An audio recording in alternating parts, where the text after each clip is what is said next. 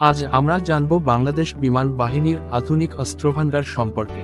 আকাশপথে দেশের নিরাপত্তা নিশ্চিত করতে এই বাহিনী ব্যবহার করে বিশ্বমানের কিছু ভয়ঙ্কর ও শক্তিশালী যুদ্ধ সরঞ্জাম।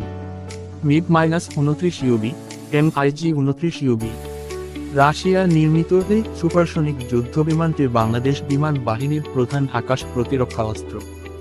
এটি এয়ার টু এয়ার ও এয়ার টু গ্রাউন্ড মিশনে সক্ষম। F-7BG ও F-7BGI ফাইটার জেট।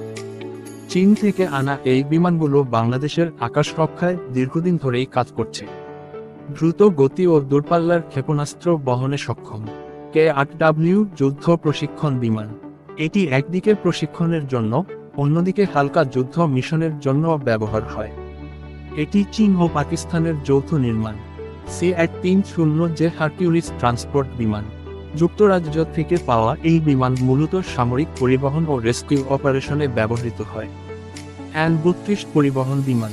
এটি প্যারাট্রুপিং, সামরিক সরঞ্জাম পরিবহন ও জরুরি চিকিৎসা মিশনে ব্যবহৃত হয়।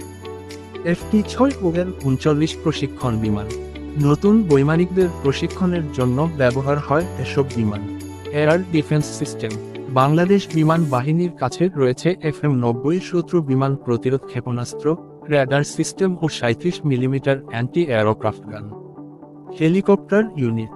বাংলাদেশ বিমান বাহিনীর বহরে রয়েছে Mi-171 SHOAW-139 হেলিকপ্টার, যা টহল, উদ্ধার অভিযান ও যুদ্ধ সহায়তায় ব্যবহৃত হয়।